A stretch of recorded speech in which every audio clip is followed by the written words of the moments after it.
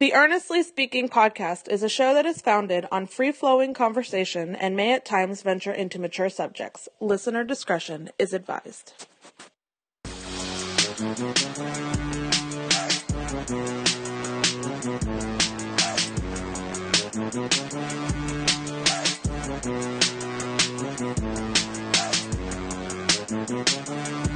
Earnestly Speaking podcast here.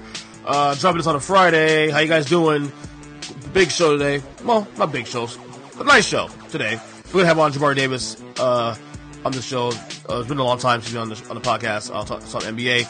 But a lot to get to today. A lot of things to get to today. And, you know, baseball, I feel bad because I love Major League Baseball.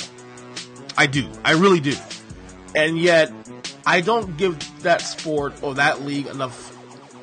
In my opinion, I don't think I give that, Major League Baseball enough attention on this podcast. Maybe that'll change this year. We'll see what happens. I mean, it's hard because between basketball, between football, between even the off seasons of those sports, and even pop culture, it's really hard to dive into, to find things that are interesting about baseball, at least to get to like September, October. And I'm one of those guys that watch baseball April through, but it's hard to talk about it as much on a podcast like this and keep people engaged. Now, of course, if you have like a big story like Manny Machado, of course, who's a free agent that got signed by San Diego, or Giancarlo Stanton or Aaron Judge, and of course now the biggest story right now, the wait is over.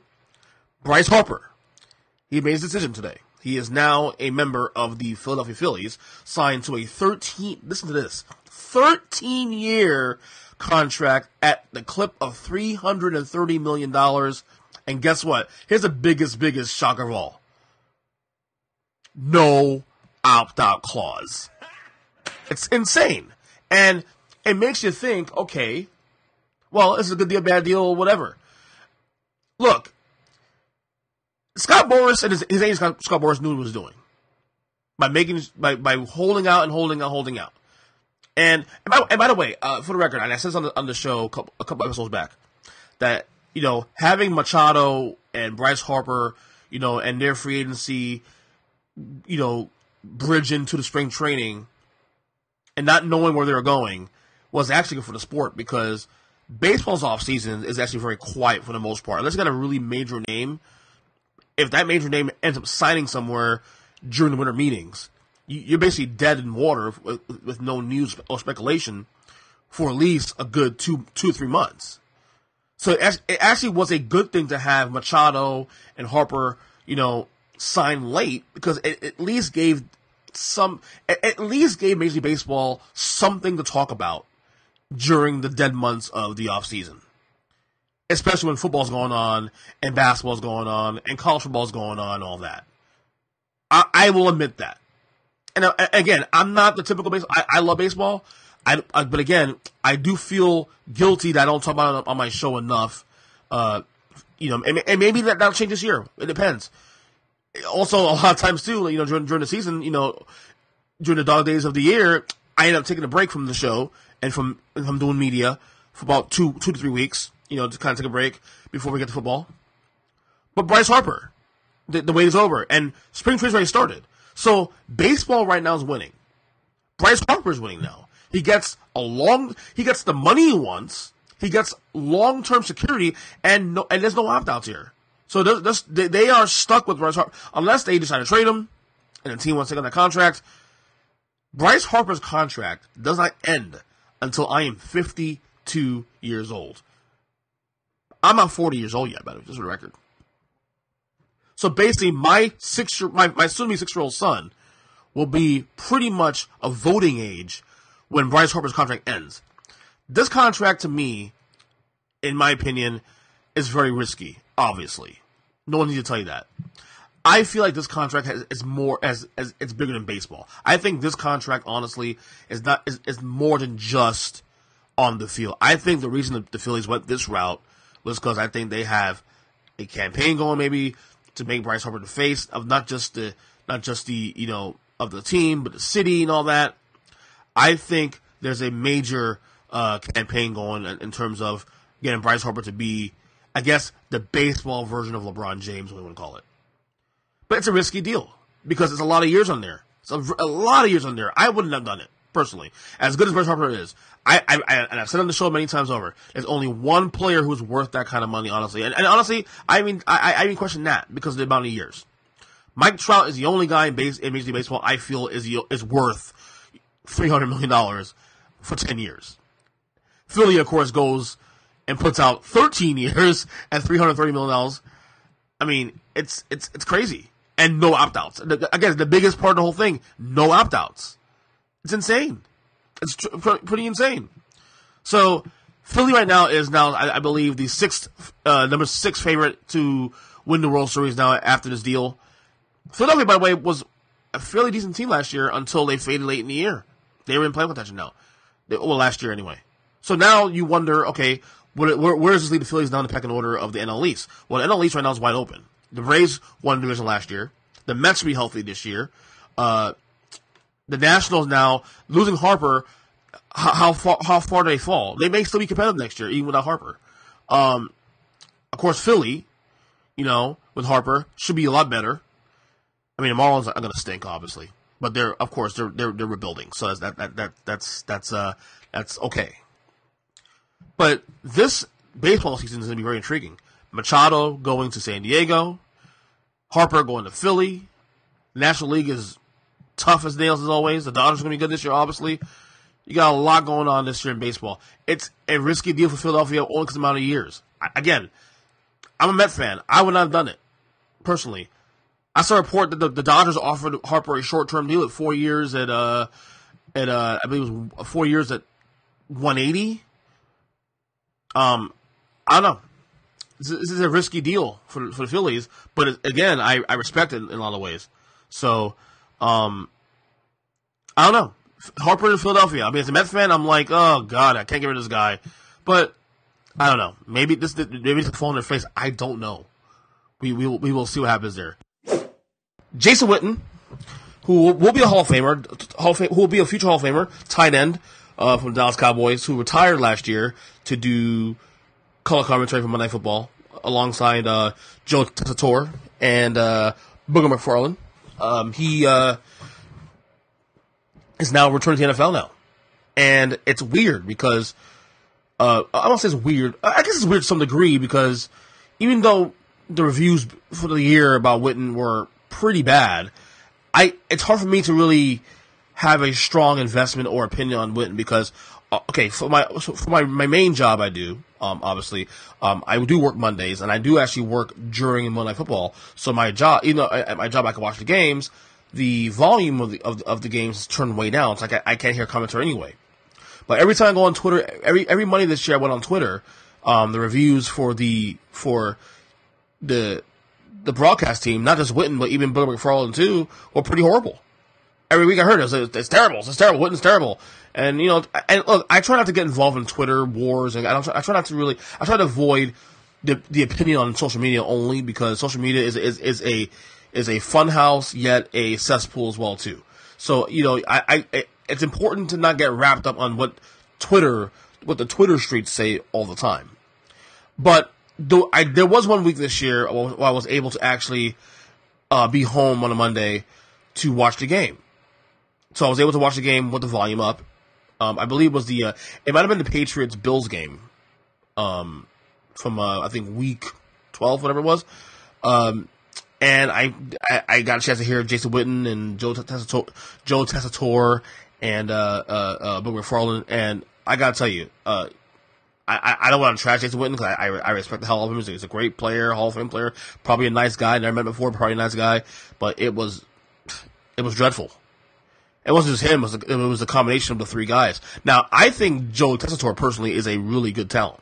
I think he's a very good play-by-play guy. There have been times this year where I feel he went over the top a little bit, particularly the game where Patrick Mahomes was playing the Broncos. I think it was week 3, but he kept trying to stamp a nickname on Mahomes, call him Showtime Mahomes. Like just don't try too hard. Just call the game. I mean, but don't try too hard. But Jason Witten was horrible this year. And I feel bad saying that because I don't want, we want to get him a fair shake. His first time doing this, and maybe a couple years in, a couple of attempts, a year or 2, 3 years in, maybe he'll get the ropes. And I'm not one for saying, well, let's fire Jason Witten now. It's not going to work out, because I think we put too much stock in all that stuff and just cutting bait out the gate. I thought Jason Witten could. I would have been okay with Jason Witten trying it again next year and see if they can actually make it work. But ultimately, he decided to return to the NFL, and I believe a lot of it has to do with the fact that maybe this wasn't for him. Maybe doing broadcasting was harder than he thought. I mean, it is tough. I mean, it's tough even doing podcasting to some degree. Like, you're putting a voice out there, and it's a lot of, obviously not a risk, but there is some sort of a, faith you put in there that, you sound well, you know what you're talking about. I mean, there are times, I've been doing this podcasting thing, radio thing for over a decade, and even myself sometimes I feel like, oh, what did I say there? What? So it's one of those things where I respect what they do. People, players that put themselves on the line to do this thing, for ridicule to some degree. I mean, Witten certainly faced a lot of that this year. I respect it. I respect what they're doing. So Jason Witten is back to the Cowboys, and I gotta tell you, like, he missed a year of football. He's 36 years old. We gotta break down the football aspect of this.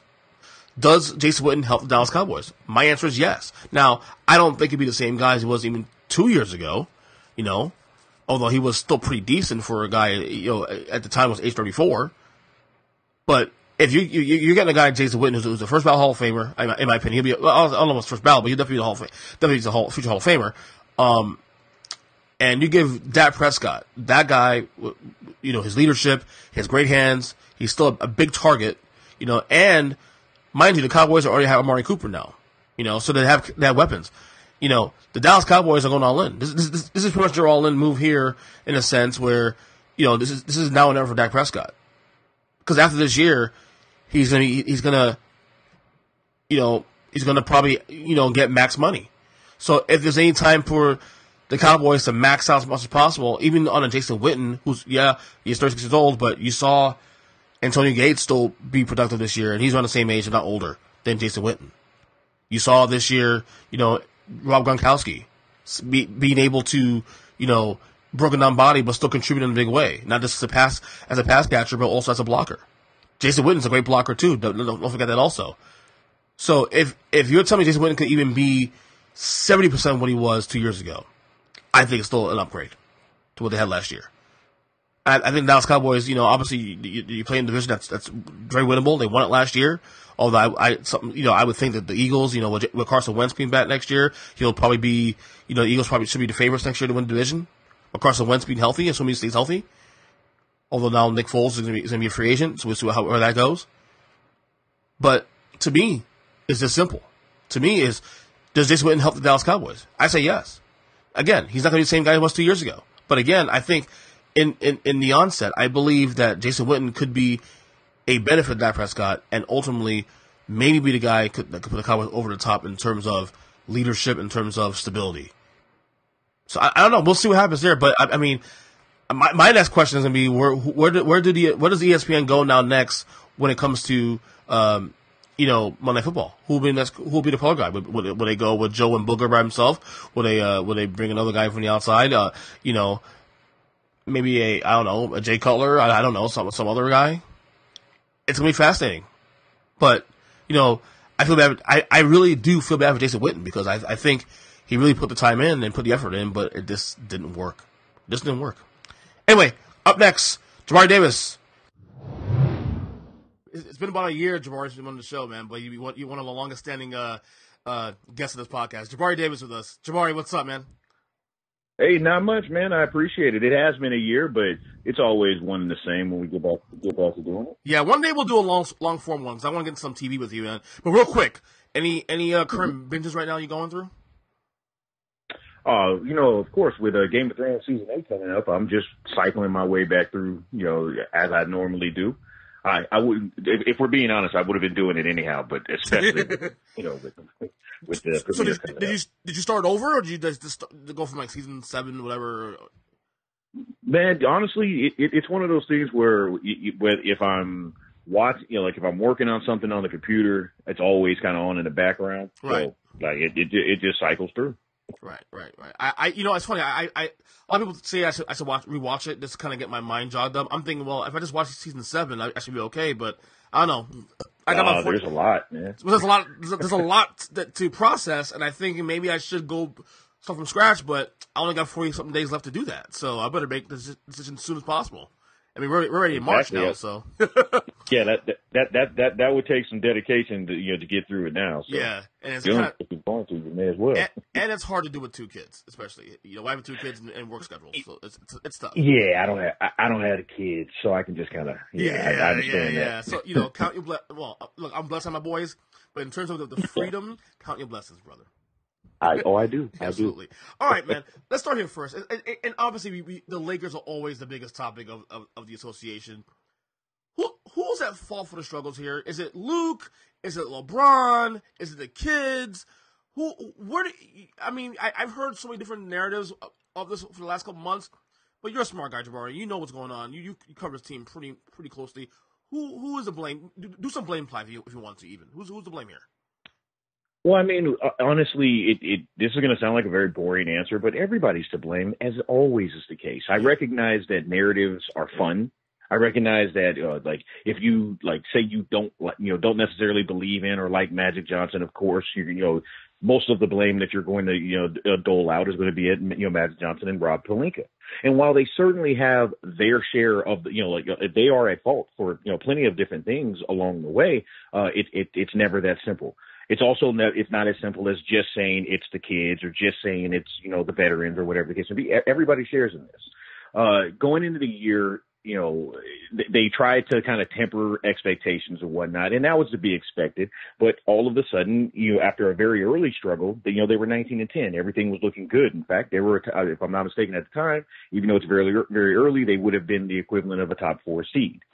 LeBron goes down, and it isn't just LeBron. So for those that haven't been watching really all along, it was not just the fact that they lost LeBron, but at the same exact time they lost Lonzo, and then Kyle Kuzma was in and out of the lineup, and then Rondo was in and out of the lineup. Right. And, so it really is just a matter of a lot of different things going wrong. It's a confluence of bad things. And it's funny. I'm glad you mentioned that because a lot of folks I don't think mention that enough. I said on the show last night that. The Lakers have been struggling, but I don't think the missing LeBron for 17 games and Lonzo gets enough attention, and the continuity's been affected by that, obviously. Because remember, when LeBron was healthy and the team was somewhat healthy, they were the 4th seed in the Western Conference, and they were surging. Yeah. Yeah, I mean, look, hey, if they miss the playoffs, no matter how you spin it, it's a disappointment. Right. But at the same time, it's not the end of the world because there are, not excuses, but reasons for that taking place. More than anything, what this injury and what this, will ultimately be a lost season, especially if they don't even qualify for the postseason. What it pointed out is the obvious need for a sense of urgency. Because look, while nobody could have, guessed that LeBron was going to get injured, at the same time, in year 16, when you're, 34 years old with the mileage that he has on his body, it's always a possibility. So more than anything, and to be honest with you, while they were faulted for really going after Anthony Davis, I actually think it was, look, it's the play. Like all of that stuff coming out in the news, that, I can tell you that wasn't coming from the Lakers organization. Unfortunately, that was coming from, other entities within these conversations. But it made sense because what they recognized was, okay, it's kind of like in Rocky IV when he cuts him for the first time. Right. LeBron going down like that, even though, yes, they could have anticipated, that was that's an eye opener. So basically what they recognize is, look, we have to get a second guy in here, by hook or by crook. It didn't, it wasn't smooth. It didn't turn out well. And time will tell, down the road, this summer if they're able to do it. But I absolutely understand the reasoning behind it. Do you think, what are the odds of AD coming before his contract's over in New Orleans?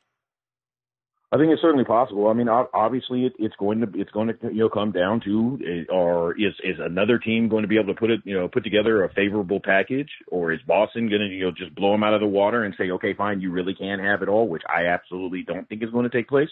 So much of this rests on Kyrie. If Kyrie leaves Boston, then, is Boston even a real player at all moving forward? Because, like at that point, what they would be doing was trading all of their assets for essentially, Anthony Davis and having to press restart. It's certainly possible. I wouldn't say probable, but I wouldn't be shocked. I wouldn't be shocked if at the end of the day it circles back and they end up making, making a strong enough offer. Being the Lakers stay. Right. I'm glad you mentioned Kyrie Irving because that was the next thing I want to talk about is because the other legacy team that's struggling this year. Now, granted, not as bad as the Lakers in terms of the playoff seedings and whatnot, but the Celtics a playoff team, but they are definitely underwhelming in comparison to what myself and many others thought they do this year. And again, I guess the blame game. I mean, a lot of people think it's Kyrie. Maybe people think maybe it's just too many Chiefs out of Indians on the team. Brad Stevens, I don't know. Who do you put the laser focus on right now in terms of the Celtics struggles? I mean, I'm not going to be unfair and go against what I just did with the Lakers. It's the same. It's everybody. Mm-hmm. Look, I anticipated them being able to work those guys in a bit more or a bit smoother. That clearly has not happened. I anticipated them being able to figure this out. So yes, do I look at Brad Stevens? Do I look at that coaching staff and say like, hey, you guys are, somewhat culpable in this? Yes.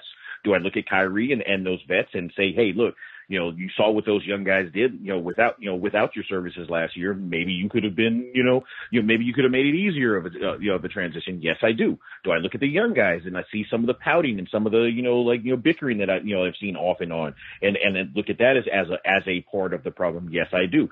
Of all of that to say, everybody's to blame. Like when you have, look, I don't want to make it sound like I think the sky is falling because I do think that Boston can, still figure this out or at least put together an impressive run in the postseason, but that's certainly not guaranteed. So anytime you have a team where, look, you mentioned it, you went into the season expecting, great things. I went into the year expecting them to at least be a top 2 or 3 seed at the very least. I had him win the title this year. There you go. Bill Simmons was, one of the biggest Boston honks out there, and yep. You know what? I won't even go there in terms of throwing shade beyond that. He went into the year talking about 67 wins, and I really apologize in advance and all of that. Absolutely. Oh yeah. Yeah, sounded good. Sure sounded good. So, hey, look, the jury's still out on how they ultimately finish, but I'll put it like this. If I were a betting man, which I'm not because I like my money a little bit more than I like the rush of and potential of winning, I wouldn't bet on them winning anymore. Well, that being said, though, give me a percentage of chance that Kyrie does not return next year to Boston because last time on the show I said I think it's under 50% chance he returns to Boston, and depending how and I think it all lies on when this team gets eliminated or how far to make to the playoffs. Give me a percentage chance Kyrie returns to Boston. I think you hit it on the head with that last caveat. It really does depend on how it ends. If they make a strong run, say they make it to the Eastern Conference Finals and he plays well, but they just fall short, or say they make it to the finals and they all, obviously in order to make it to the finals, everybody's got to be, doing something right, and he plays well, but they still fall short. I could see him returning. But if they, if they, get an unfavorable second round matchup and they go down and it's disappointing and it still doesn't look comfortable and it still doesn't look good, I wouldn't bet on him returning. Look, you never know. Obviously, with Kyrie, you never know. Because 5 years ago, I wouldn't have seen him asking his way out of Cleveland, given the run that they were on. I really do think it I don't want to say irresponsible. I think it would be unrealistic to make that prediction now without knowing how it comes out. I'll tell you what. If I'm looking at it, it doesn't look good. I'll tell you what, though. You talk about second round of the playoffs. The first round, if the playoffs started today, they draw Philadelphia. And I mean, I know it happened last year, but Philly on paper is a lot better than they were last year. And it is possible they may be knocked out in the first round of the playoffs if all things considered. If that happens, he's gone, man. Oh, absolutely.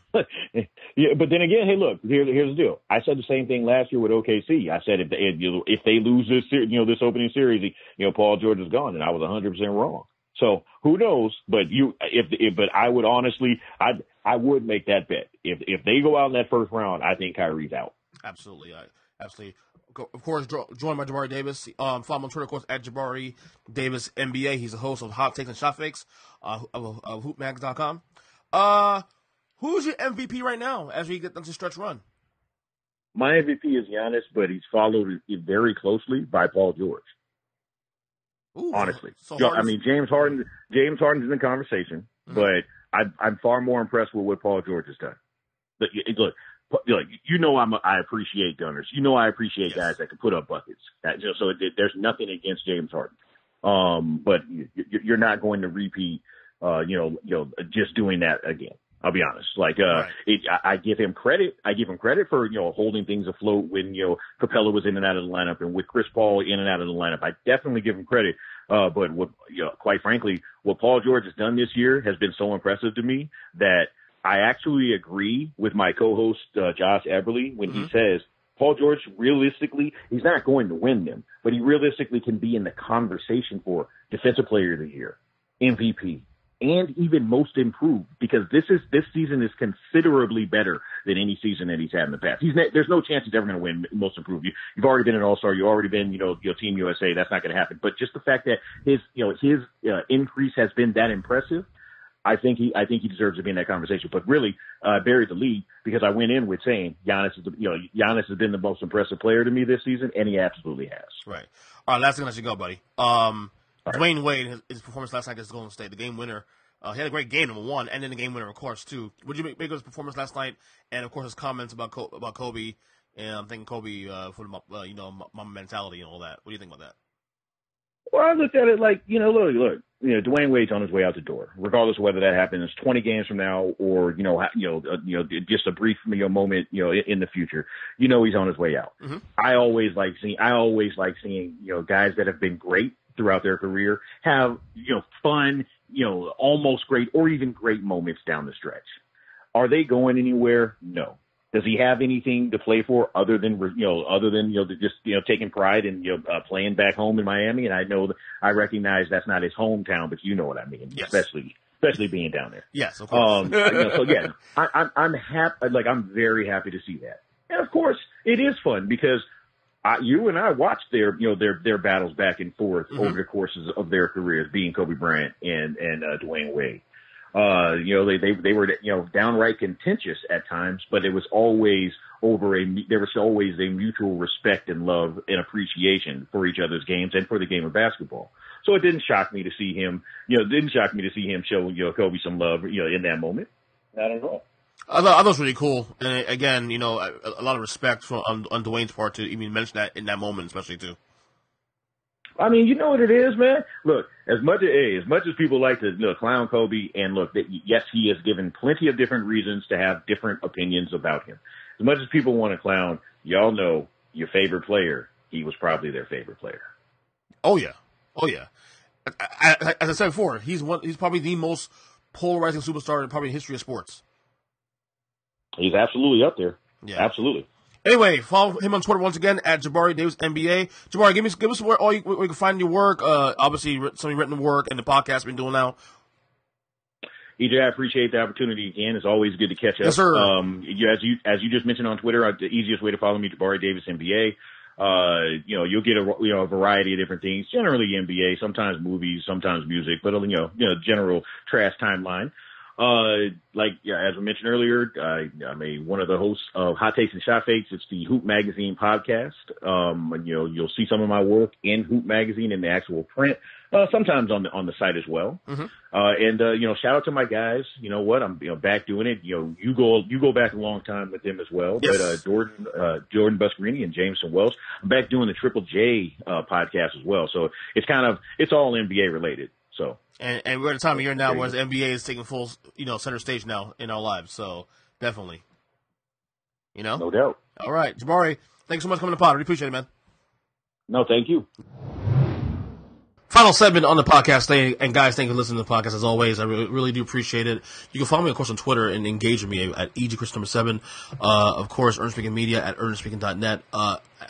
And also, if you get a chance, review the show, review 5 stars, iTunes, Stitcher Radio, Google Play, Spotify, and iHeartRadio, of course, as well, to check out the show wherever you get a chance. Support the show, support independent media, and not just me, there's a lot of guys out there who are doing this independently, but it's podcasting, writing, all that, and they put a lot of work in. So I know I do as well too, but definitely give him a shout, of course, so you get a chance, but support the show, of course. Anyway, last segment of the show, and I really want to take some time here to discuss one man. And last night he had a moment, and that's Dwyane Wade. As you guys know, I broadcast the show down in South Florida. I've been a Miami Heat fan for 30 years. Dwyane Wade is the most important player in the franchise history. That includes over LeBron James, who, yes, he brought 2 titles here. In the 4 years he was here with the big three. Yes, we had Shaq, of course, for a couple of years, who helped bring the team's first title. But Dwyane Wade is still the most important athlete, not just in Heat history. It can be argued probably in the history of South Florida sports. And last night, and by the way, this year has been a very lost season for Miami Heat. As of this recording, they just lost to the Houston Rockets. Although last night, as of this recording, they beat the Golden State Warriors in dramatic fashion. Dwyane Wade, even in a season that's been lost in Miami Heat, a team that's right now currently 6 games under 500, right now on the outside looking in for making the playoffs, Dwyane Wade still provided another memory as his retirement tour is coming very close to an end. As this is his last year's one last dance. Dwyane Wade provided yet another memory for Heat fans to digest. Take a look at this. Hey, listen to this moment. Wade against Iguodala. 5 seconds left. Waiters back to Dwyane. Shoots. No, he couldn't get it off. Now fires it up. Bank it in. It counts. It counts. The Heat win the game. Dwyane Wade won it for Miami. 126 to 125. It just happened. And again, with Dwyane, I mean, like I said, I've been a Heat fan 30 years. I understand the importance of this guy. And even in a lost season, it's great to remember the good times and this great guy, this great man, and this great player, and this great ambassador to the game of basketball for the city of Miami and everything in between. Dwyane Wade has been everything you ever hoped for in a superstar. Me being a Heat fan for 30 years, I was a fan from the very beginning. So having a star like a Dwyane Wade for as long as we had, coming from a place where I was way back when our biggest star was Glenn Rice, who was a very good player, but was not nowhere close to a superstar in the vein of a Dwyane Wade or even LeBron James for that matter or whatnot. So for the Heat to actually have a guy like Dwyane Wade and to represent the league and this franchise for the last 16 years.